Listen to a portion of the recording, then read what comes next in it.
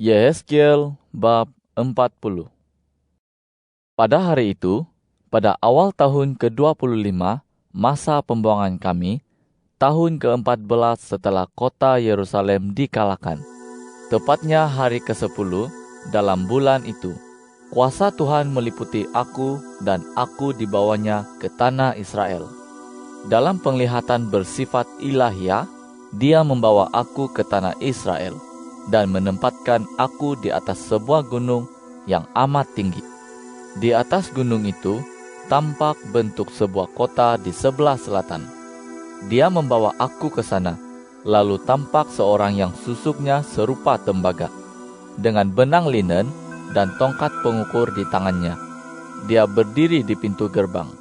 Lalu kata orang itu kepadaku, "Wahai anak manusia, lihatlah dengan saksama. Dengarlah baik-baik dan perhatikanlah segala sesuatu yang akan kutunjukkan kepadamu, karena engkau dibawa kemari untuk melihatnya. Kemudian beritahukanlah semua yang kau lihat itu kepada keturunan kaum Israel." Tampaklah tembok mengelilingi kawasan bangunan bait suci. Kemudian orang itu dengan tongkat pengukur sepanjang 6 hasta di tangannya mengukur tembok itu. Hasta ini setelapak tangan lebih panjang daripada hasta biasa. Ternyata tebalnya sebatang tongkat dan tingginya pun sebatang tongkat. Lalu dia pergi ke pintu gerbang yang menghadap ke arah timur dan menaiki tangganya. Diukurnya ambang pintu gerbang itu, lebarnya sebatang tongkat, demikian pula halnya dengan ambang pintu yang lain. Di kawasan itu ada bilik-bilik jaga, masing-masing sepanjang sebatang tongkat dan selebar sebatang tongkat. Sedangkan jarak di antara setiap bilik jaga ialah 5 hasta. Kemudian ada serambi pintu gerbang yang menghadap ke bait suci. Lebar ambang pintu gerbang itu sebatang tongkat. Diukurnya pula serambi pintu gerbang itu. Ukurannya 8 hasta, manakala tiang temboknya setebal 2 hasta. Serambi pintu gerbang itu menghadap ke bait suci. Bilik-bilik jaga tadi terletak di sayap kiri serta sayap kanan pintu gerbang sebelah timur itu. Masing-masing ada 3 buah, dan semuanya seukuran. Tiang-tiang tembok di sayap kiri dan sayap kanan juga seukuran. Selanjutnya, dia mengukur lebar lubang pintu gerbang itu, 10 hasta, sedang panjangnya 13 hasta. Di depan bilik-bilik jaga, baik di sayap kiri maupun di sayap kanan, ada sekat berukuran sehasta. Sedangkan bilik jaga itu sendiri berukuran 6 hasta, baik di sayap kiri maupun di sayap kanan. Lalu diukurnya pintu gerbang itu dari hujung bumbung bilik jaga yang satu ke hujung bumbung bilik jaga di seberangnya, 25 hasta lebarnya. Diukurnya pula tiang-tiang tembok, panjangnya 60 hasta. Pelataran pintu gerbang itu membentang sampai tiang-tiang tembok di sekelilingnya. Jarak dari depan pintu gerbang jalan masuk sampai ke depan serambi pintu gerbang dalam ialah 50 hasta. Di sekeliling ruang dalam, yaitu pada bilik-bilik jaga, pada tiang-tiang tembok di lingkungan pintu gerbang sebelah dalam, dan juga serambi, ada jendela-jendela berbidai. Pada tiang-tiang tembok ada ukiran pokok kurma. Kemudian dia membawa aku ke pelataran luar. Tampak ada lantai batu yang dibuat di sekeliling pelataran itu dengan 30 bilik yang dibangunkan di atasnya. Lantai batu itu memanjang di sisi kiri dan kanan pintu-pintu gerbang, dengan lebar mengikuti panjang pintu gerbang dan letaknya lebih ke bawah. Lalu diukurnya jarak dari bahagian depan pintu gerbang bawah sampai ke depan pintu gerbang pelataran dalam. Ukurannya 100 hasta, baik di sebelah timur maupun utara. Dia mengukur pula panjang dan lebar pintu gerbang pelataran luar yang menghadap ke arah utara. Secara keseluruhan, panjangnya 50 hasta dan lebarnya 25 hasta. Bilik jaganya, yaitu 3 di sayap kiri dan 3 di sayap kanan. Juga tiang tembok serta serambinya seukuran dengan yang terdapat pada pintu gerbang pertama. Demikian pula jendelanya, serambinya, dan ukiran pokok kurmanya seukuran dengan yang terdapat pada pintu gerbang yang menghadap ke arah timur. Tangga naik ke situ bertingkat 7, dan serambinya ada di sebelah dalam. Berseberangan dengan pintu gerbang utara, ada pintu gerbang menuju pelataran dalam, sebagaimana halnya di sebelah timur.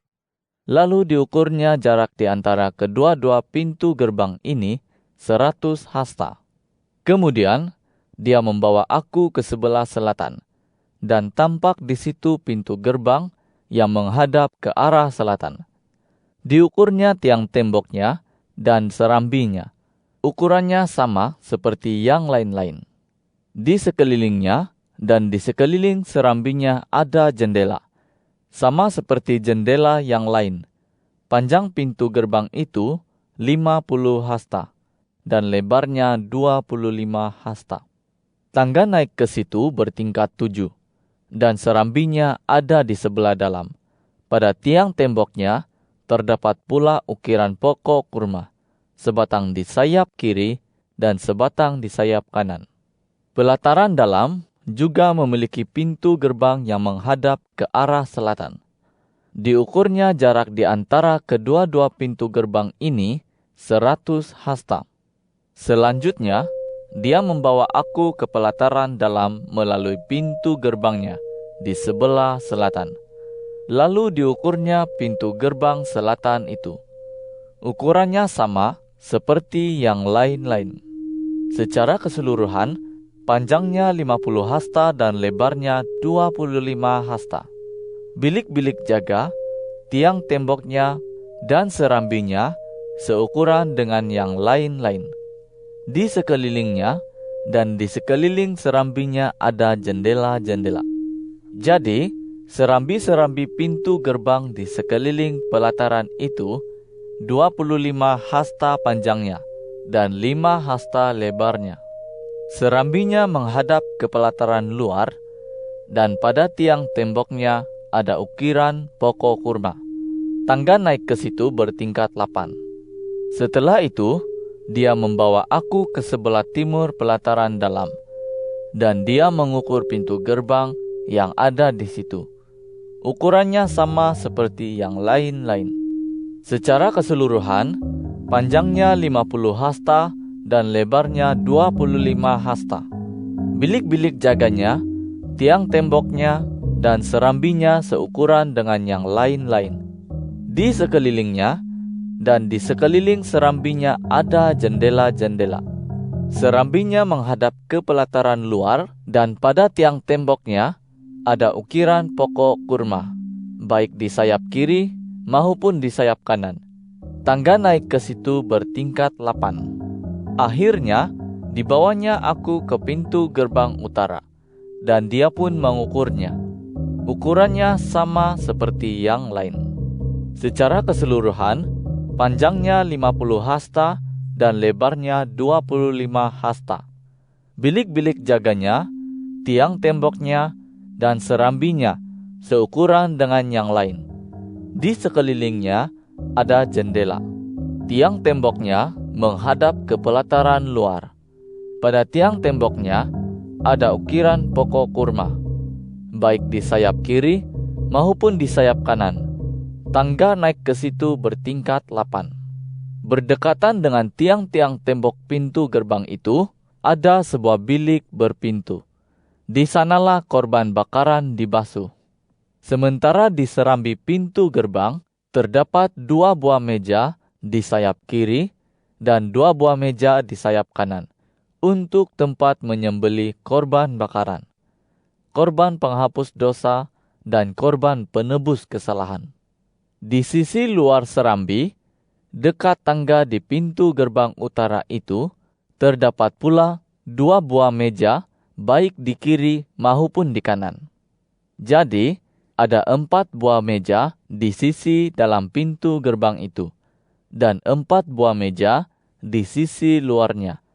Seluruhnya 8 buah meja untuk tempat menyembelih korban.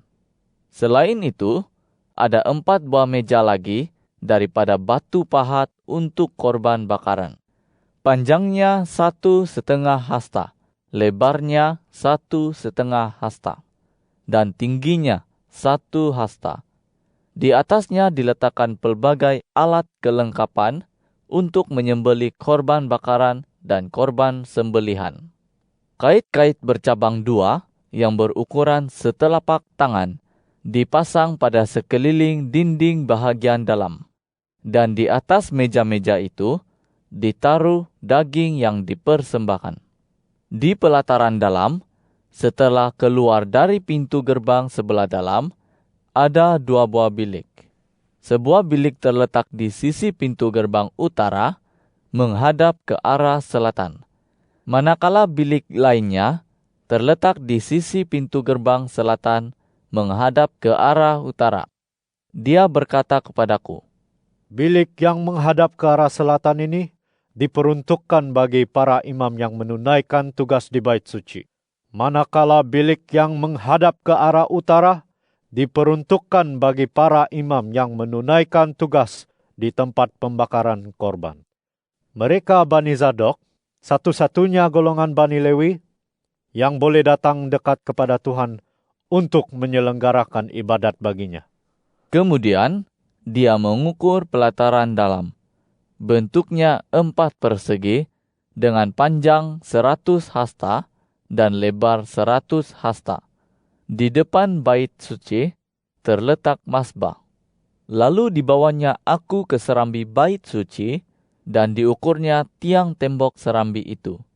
Tebalnya 5 hasta, baik di sayap kiri maupun kanan. Lebar pintu gerbangnya 3 hasta, baik di sayap kiri maupun kanan. Panjang serambinya pula 20 hasta, dan lebarnya 11 hasta. Ada tangga untuk naik ke situ, dan ada tiang-tiang berdekatan dengan tiang-tiang tembok itu. 1 di sayap kiri, dan 1 di sayap kanan. Yehezkiel bab 41. Kemudian dia membawa aku ke ruang besar bait suci. Diukurnya tiang-tiang temboknya 6 hasta tebalnya, baik di sayap kiri maupun di sayap kanan. Lebar pintu masuk ialah 10 hasta.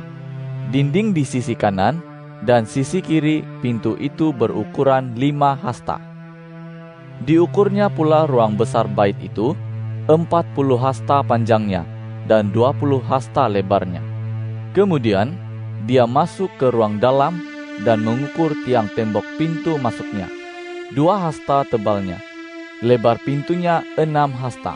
Manakala dinding-dinding samping pintu itu 7 hasta. Diukurnya ruang dalam itu 20 hasta panjangnya dan 20 hasta lebarnya. Letaknya tepat di belakang ruang besar. Lalu dia berkata kepadaku, Ini ialah tempat yang maha suci.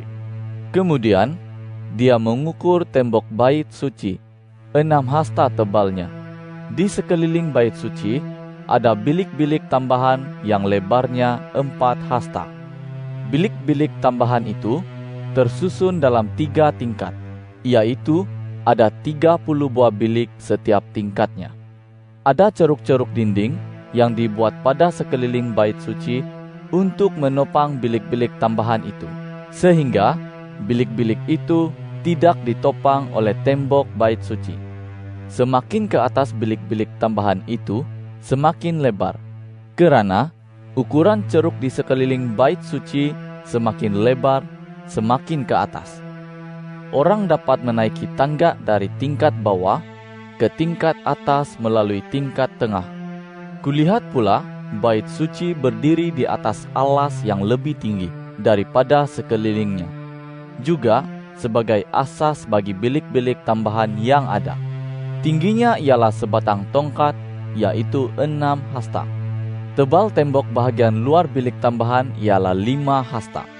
Lalu ada kawasan yang dibiarkan kosong di antara bilik tambahan bait suci, dengan bilik-bilik di kedua-dua belah sisi bait suci, lebarnya 20 hasta. Pintu-pintu bilik tambahan menghadap ke kawasan yang dibiarkan kosong. Satu menghadap ke utara dan yang lain menghadap ke selatan. Di sekeliling bangunan ada teras selebar 5 hasta yang dibiarkan kosong. Ada sebuah bangunan yang menghadap pelataran sebelah barat. Lebarnya 70 hasta dan panjangnya 90 hasta. Dikelilingi tembok setebal 5 hasta. Kemudian dia mengukur bait suci, 100 hasta panjangnya. Pelataran barat beserta dengan bangunan dan temboknya juga sepanjang 100 hasta. Lebar pelataran di sebelah timur, termasuk sebelah kiri dan kanan bait suci bahagian depan ialah 100 hasta. Lalu diukurnya panjang bangunan yang menghadap pelataran barat di belakang bait suci, beserta tembok di kedua-dua belah sisinya, 100 hasta. Ruang besar, ruang dalam, serambi yang menghadap ke pelataran, juga ambang-ambang pintu, jendela-jendela berbidai, dan serambi-serambi di sekeliling ketiga-tiga ruang itu, seluruhnya dilapisi papan dari lantai sampai ke jendela. Jendela-jendela ini tertutup hingga ke bahagian atas pintu masuk, bahkan sampai ke ruang dalam bait suci dan juga di luar. Pada seluruh bentang tembok di sekeliling ruang dalam dan ruang besar, terukir kerubin serta pokok kurma. Dengan setiap pokok kurma diapit oleh 2 kerubin. Setiap kerubin mempunyai 2 muka. Muka manusia menghadap ke pokok kurma yang satu, dan muka singa menghadap ke pokok kurma yang lain. Demikianlah dibuat secara berkeliling di seluruh bait itu. Pada dinding ruang besar, dari lantai sampai ke atas pintu masuk, terdapat ukiran, kerubin serta pokok-pokok kurma. Bingkai pintu ruang besar berbentuk 4 persegi, dan di depan tempat yang maha suci ada sesuatu yang serupa dengan itu. Di situ ada suatu benda menyerupai mazbah daripada kayu. 3 hasta tingginya dan 2 hasta panjang sisi-sisinya. Sudutnya, alasnya, dan dindingnya terbuat daripada kayu. Lalu dia berkata kepadaku, "Inilah meja yang ada di hadapan Tuhan." Ruang besar dan tempat yang maha suci mempunyai 2 pintu. Setiap pintu itu terdiri daripada 2 daun pintu yang dapat berputar. Pada pintu-pintu ruang besar terukir kerubin dan pokok kurma, sama seperti yang ada pada dinding. Di depan serambi, di muka bangunan sebelah luarnya ada tudung kayu. Pada dinding-dinding samping serambi terdapat jendela berbidai dan ukiran pokok-pokok kurma di kedua-dua belah sisinya. Bilik tambahan bait itu pun mempunyai tudung. Yehezkiel bab 42. Kemudian dia membawa aku ke pelataran luar menuju arah utara. Lalu dibawanya aku masuk ke dalam sebuah bangunan berbilik-bilik yang berhadapan dengan pelataran dalam sebelah utara dan dengan dinding bangunan sebelah utara. Bangunan yang pintunya menghadap ke arah utara itu 100 hasta panjangnya dan 50 hasta lebarnya, bersebelahan dengan bahagian pelataran dalam selebar 20 hasta, dan berseberangan dengan bahagian pelataran luar berlantai batu. Serambinya berhadap-hadapan dan tersusun dalam 3 tingkat. Di bahagian dalam, di depan bilik-bilik itu, ada jalan yang lebarnya 10 hasta dan panjangnya 100 hasta. Pintu-pintunya ada di sebelah utara. Bilik-bilik di tingkat atas berukuran lebih kecil karena serambinya memakan lebih banyak tempat berbanding dengan serambi di tingkat bawah dan di tingkat tengah bangunan itu. Karena bilik-bilik itu tersusun dalam 3 tingkat tanpa mempunyai tiang-tiang seperti yang ada di pelataran, maka bilik-bilik di tingkat atas lebih sempit ukuran lantainya berbanding dengan bilik-bilik di tingkat bawah dan di tingkat tengah. Ada tembok luar yang sejajar dan berhadapan dengan bilik-bilik itu, arahnya menghadap ke pelataran luar. Panjangnya 50 hasta. Barisan bilik berdekatan dengan pelataran luar, 50 hasta panjangnya. Sedangkan barisan bilik berdekatan dengan ruang besar, 100 hasta panjangnya. Di bawah bilik-bilik ada pintu masuk di sebelah timur, tempat orang masuk dari pelataran luar. Pada bentang tembok pelataran sebelah selatan, yaitu di hadapan lapangan tertutup dan di hadapan bangunan itu, terdapat pula bilik-bilik dengan jalan di depannya. Bilik-bilik ini serupa dengan bilik-bilik yang ada di sebelah utara. Panjang dan lebarnya sama, semua pintunya pun seukuran, sebagaimana pintu-pintu yang ada pada bangunan di sebelah utara. Demikian pula lah pintu bilik-bilik yang ada pada bangunan di sebelah selatan. Ada juga sebuah pintu di hujung jalan tadi pada tembok sebelah timur tempat orang masuk. Kemudian dia berkata kepadaku, bilik-bilik di sebelah utara dan bilik-bilik di sebelah selatan yang menghadap lapangan tertutup itu ialah bilik-bilik suci tempat imam yang mendekat kepada Tuhan untuk memakan segala persembahan teramat suci. Di sana mereka akan menaruh segala persembahan yang teramat suci, persembahan bahan makanan, korban penghapus dosa, dan korban penebus kesalahan. Kerana tempat itu sememangnya suci.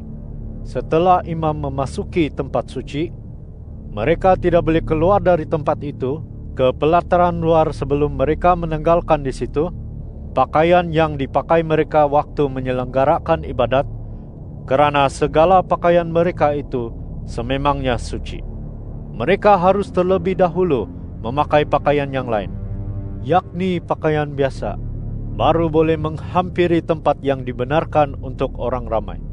Setelah dia selesai mengukur seluruh kawasan bahagian dalam bait suci, dibawanya aku keluar ke arah pintu gerbang yang menghadap timur.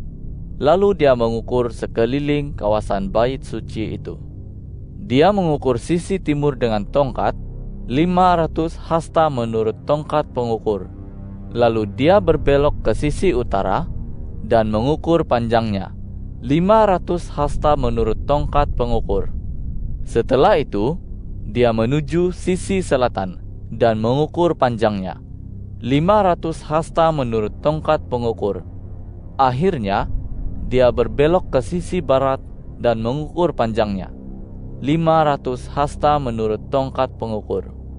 Demikianlah dia mengukur ke empat sisi. Jadi, kawasan itu dikelilingi tembok sepanjang 500 hasta dan selebar 500 hasta untuk memisahkan antara yang suci dengan yang biasa.